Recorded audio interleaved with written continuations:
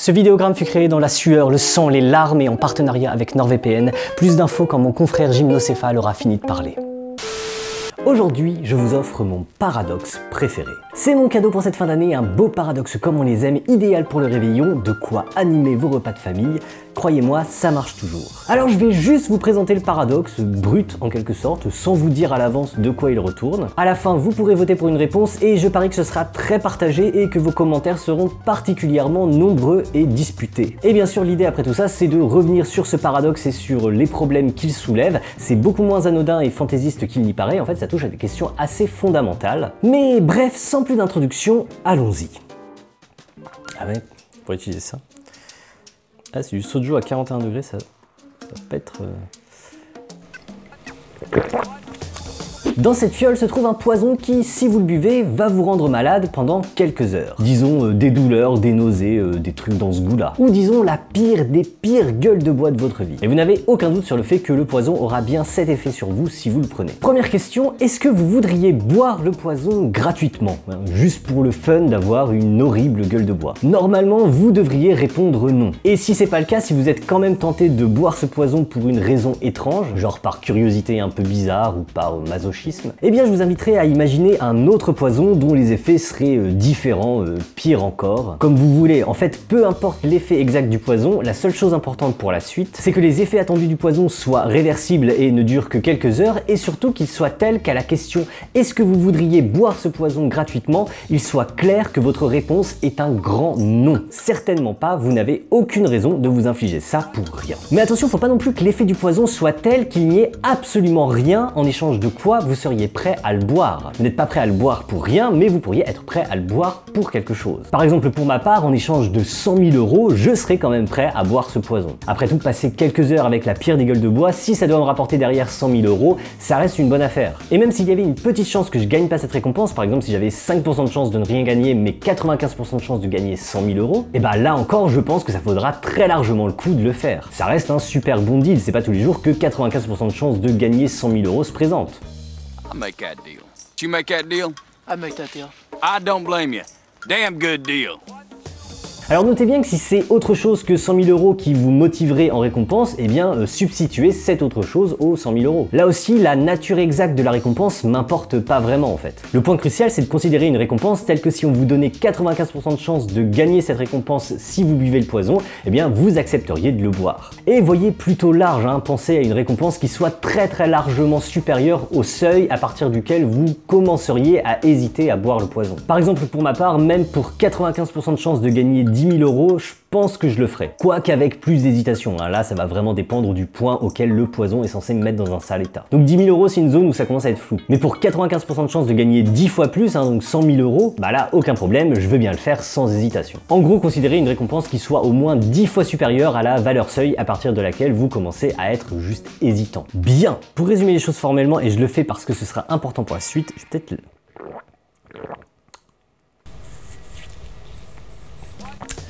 Pour résumer les choses un peu formellement, et je le fais parce que ce sera important pour la suite, considérez un effet X du poison et une récompense Y telle qu'à la question « Est-ce que vous prendriez le poison gratuitement ?» votre réponse soit clairement non, tandis qu'à la question « Est-ce que vous pourriez boire le poison si vous saviez qu'en le buvant vous avez 95% de chance de recevoir la récompense Y ?» votre réponse soit clairement oui. Vous commenceriez à hésiter à répondre oui seulement si la récompense était divisée par au moins 10. Prenez vraiment le temps de réfléchir à un X et un Y qui satisfassent ces deux conditions. Pour ma part, je vais donc partir sur la pire des gueules de bois, vraiment je déteste avoir la gueule de bois, et sur 100 000 € de récompense, vraiment j'adore avoir 100 000 €, c'est très pratique. Je possède des thunes. Ah si, j'ai une sorte de mallette là. Regardez de ce côté-là, c'est joli. Bon, maintenant voici ce qu'on va faire. Je vais vous donner la fiole de poison et une mallette fermée. Ouais. Et du coup? Mallette qui contiendra ou bien la récompense, c'est-à-dire 100 000 € dans mon cas, ou bien quelque chose d'un poids équivalent mais sans aucune valeur. Par exemple, des exemplaires du magazine Challenge. Oui, sachez qu'on dit Challenge dans la langue d'André Comte-Sponville, mais comment donc sera déterminé le contenu de la mallette, me direz-vous? 100 000 € ou rien, ça fait une sacrée différence. Ça va faire un bruit horrible ça. Et bien voilà ce qui va se passer. En fait, je vais laisser le poison et la mallette chez vous, posés sur la table basse, disons, et vous allez passer la journée chez vous, assigné à résidence. Pendant cette journée, eh bien, vous ferez ce que vous voulez, tant que vous restez chez vous, hein. Vous pourriez bien sûr ouvrir immédiatement la mallette et jeter le poison, et vous pourriez aussi boire le poison avant d'ouvrir la mallette. Mais vu l'effet attendu du poison, ce serait a priori une drôle d'idée de le boire. Sauf que, 3 petits points. Il se trouve que le contenu de la mallette dépend d'une prédiction qui aura été faite avant qu'on vous la donne. S'il a été prédit que vous boirez le poison avant d'ouvrir la mallette, alors on l'aura rempli avec les 100 000 €. Et dans le cas d'une prédiction contraire, ce seront des magazines challenge qu'on aura placés dans la mallette. J'ai rien prédit du tout, et puis je prédis rien en général. Alors disons 2 mots sur comment pourrait être réalisée la prédiction, parce que ça peut être une source de pas mal de confusion sur cette histoire. Disons pour faire la prédiction, on utilise un algorithme très perfectionné qui analyse des données de votre comportement ou de votre activité cérébrale, et qui à partir de toutes ces données produit une prédiction qui n'est pas infaillible, bien sûr, c'est pas de la magie, et on va même pas supposer que c'est quasi infaillible, hein, on va simplement supposer que c'est très fiable. Disons fiable à 95%. C'est-à-dire que dans 95% des cas, cet algorithme parvient à prédire correctement cet aspect bien particulier du comportement humain, le sujet boira-t-il ou ne boira-t-il pas le poison. C'est son job de faire ce type de prédiction et il le fait bien à 95%. J'insiste vraiment sur le fait que produire de telles prédictions de comportement très fiables sans être infaillibles, ça n'a rien de magique. C'est même ce qu'on fait en permanence grâce au merveilleux outil qui est ici. Je suis pas en train de montrer mon crâne chauve évidemment, mais mon cerveau. L'algorithme que j'ai dans la tête me permet de faire d'assez bonnes prédictions d'au moins certains aspects du comportement de mes congénères. Par exemple, si je vous dis que je vous paye 1 € pour boire le poison, je fais la prédiction que vous ne le boirez pas. Et si je sors une tronçonneuse et que je me mets à courir vers vous en hurlant, je fais la prédiction que vous vous mettrez à fuir ou tout au moins à éviter de vous faire tronçonner. C'est juste le premier exemple qui me passe par la tête là.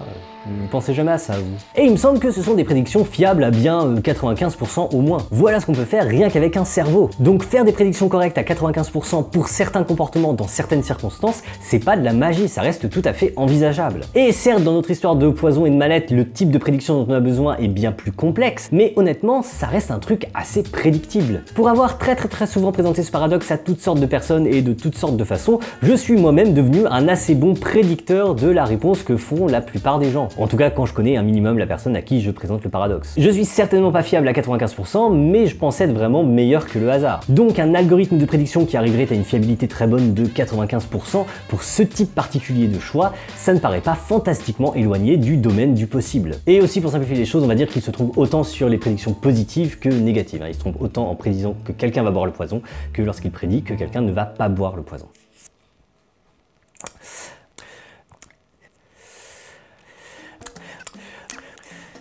Donc voilà, l'algorithme fait une prédiction de votre comportement. S'il prédit que vous boirez le poison avant d'ouvrir la mallette, on va mettre 100 000 € dedans. Et dans le cas contraire, on ne mettra rien dedans, hormis des magazines challenge. Puis on vous laisse chez vous pendant toute une journée avec la mallette et le poison, et le choix de le boire ou non. Alors je vais ajouter quelques précisions encore avant de vous laisser faire votre choix. Premièrement, le don de la mallette est définitif, il n'y aura pas de remboursement possible. Donc si vous buvez le poison et que la mallette contient des magazines, eh ben c'est pas de chance pour vous, hein, vous n'aurez pas de lot de consolation. Enfin en dehors des magazines challenge, hein, ça c'est quand même un lot de consolation assez sympathique. Et inversement, si vous ouvrez la mallette sans boire le poison et qu'il y a les 100 000 € dedans, eh bien tant mieux pour vous, l'argent est à vous, il a toujours été à vous depuis le début et on vous demandera pas de le rendre. Donc voilà, une fois que vous êtes chez vous, la mallette est à vous, quoi qu'il arrive.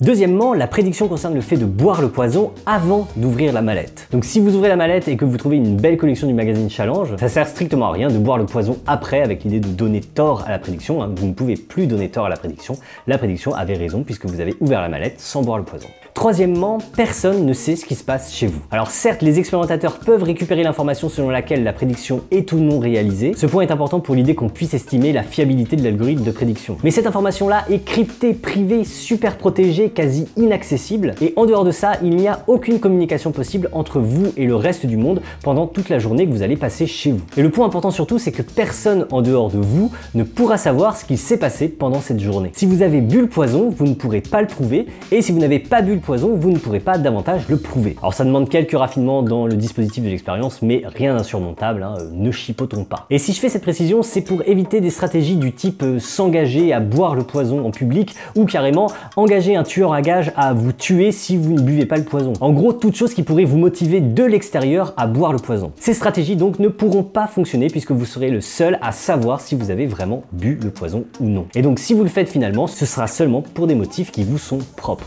Quatrièmement, si l'algorithme prédit que vous allez faire votre choix en recourant à un procédé aléatoire, par exemple en tirant à pile ou face, eh bien on ne va pas tirer à pile ou face pour savoir si on met les 100 000 € dans la mallette. Pour toute prédiction de ce genre, on mettra les magazines challenge dans la mallette. Pourquoi ça? Eh bien déjà pour décourager ce petit stratagème de l'aléatoire, mais en fait c'est pas une règle ad hoc si on pense que la prédiction que cherche à faire l'algorithme, c'est la prédiction d'une décision de boire le poison avant d'ouvrir la mallette. Or, décider de s'en remettre au hasard pour boire le poison, c'est pas vraiment décider de boire le poison. Donc quelque part, c'est logique que ce soit considéré comme un cas négatif, même si ça peut aboutir au fait que vous ingériez le poison, mais c'est un peu comme si vous l'aviez ingéré par accident. L'algorithme cherche juste à prédire si vous vous déciderez à boire le poison. Voilà, toutes ces précisions étant faites, et elles sont un peu longues, mais ça fait partie du processus de l'expérience de vous donner toutes ces informations. Je laisse l'algorithme vous analyser, voilà, il vous analyse, il fait sa prédiction. J'ai la mallette qui est maintenant remplie conformément au résultat de la prédiction. Je vous raccompagne chez vous et je vous y laisse avec le poison et la mallette. Vous êtes désormais seul chez vous face à votre choix.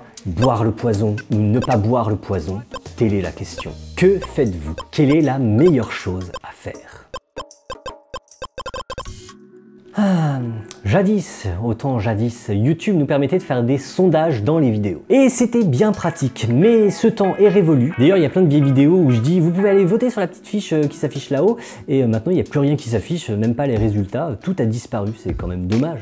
Alors, pour faire quand même un sondage sur ce paradoxe, parce que c'est amusant, je vais épingler un commentaire sous cette vidéo, et les deux premières réponses à ce commentaire épinglé présenteront les deux réponses possibles qu'on peut faire à ce paradoxe. Et vous n'aurez qu'à liker celle que vous choisissez, et on pourra comparer le nombre de likes. Et je vous encourage aussi évidemment à laisser un commentaire pour justifier votre choix, mais par contre, ne le faites pas en réponse au commentaire épinglé, faites-le dans un commentaire à part. Sur le commentaire épinglé, je supprimerai toute réponse supplémentaire, parce que je veux que ce soit un commentaire sur lequel il y a le vote et rien d'autre. Donc faites bien des commentaires à part.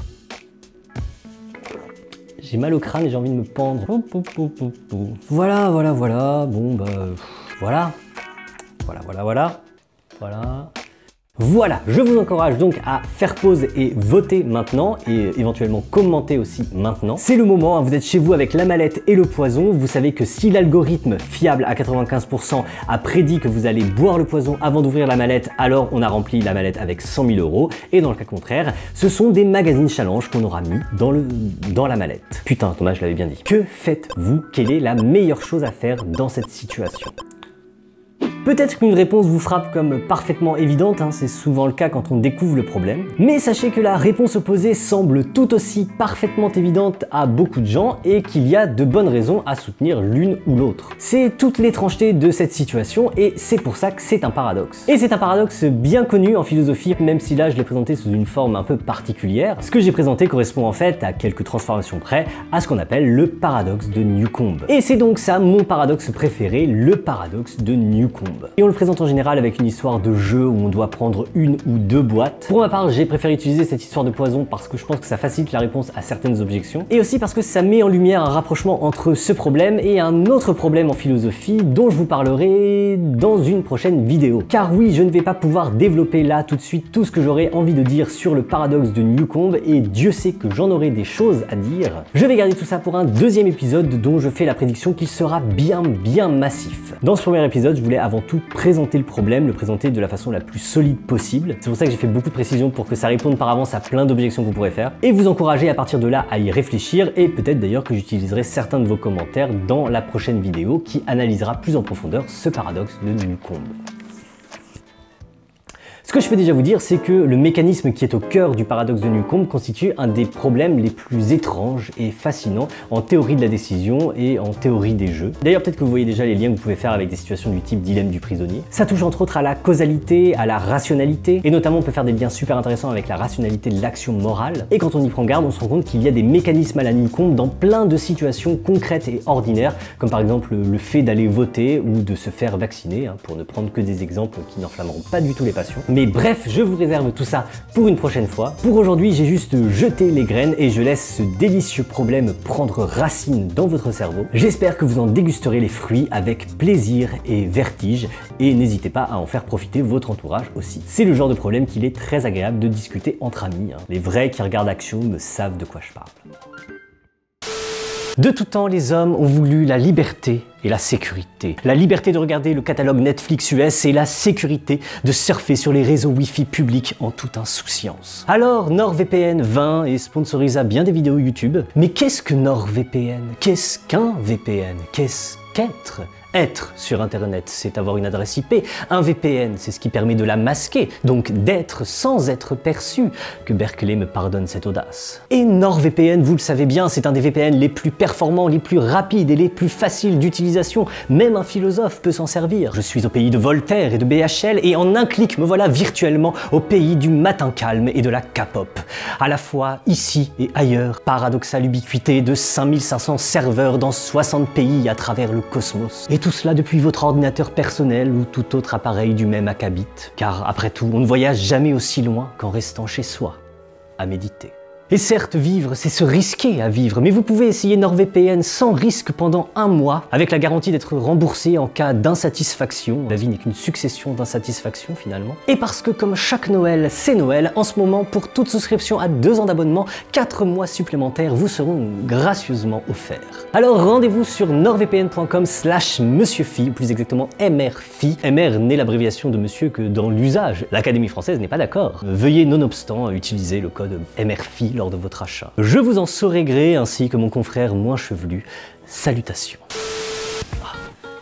Merci d'avoir regardé cette vidéo, c'est la première fois que je fais une sponsor. En fait, comme vous avez pu le remarquer depuis quelques vidéos, j'essaye de passer un cap en termes de professionnalisation de la chaîne. Professionnalisation articulée, c'est un métier. Un truc notamment, c'est que j'ai rejoint NES, pour ceux qui connaissent, c'est la boîte qui produit Le Vortex et plein d'autres vidéastes de qualité. Et si vous voulez en savoir un peu plus sur comment ça fonctionne, notamment financièrement, je vous invite à regarder la partie de la FAQ de Linguisticae qui en parle. Je suis pas dans la même situation que lui, bien sûr, vu que j'ai moins d'abonnés et je fais beaucoup moins de sponsors, mais ça donne une certaine idée. Toutes celles et ceux qui me soutiennent sur Tipeee et Utip restent ma plus grande source de rémunération de très loin. J'aurais pas pu continuer à faire des vidéos pendant toutes ces années sans leur soutien, mais si des partenariats divers peuvent m'assurer d'autres sources de revenus, c'est quand même rassurant pour rendre tout ça un peu moins incertain et périlleux financièrement. C'est pas facile de se projeter dans l'avenir quand on est youtubeur, forcément.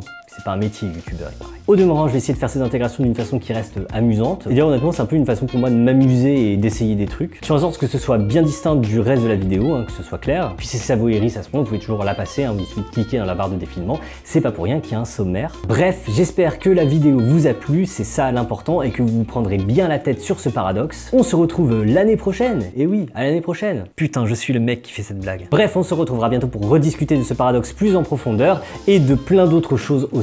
J'ai plein de chouettes projets de vidéos pour l'année prochaine. Espérons que 2021 soit une meilleure année que 2020. Portez-vous bien, bonne année, joyeuses fêtes, voilà. Bon, bah c'est bien, ça tourne toujours. Joyeux Noël et bonne année.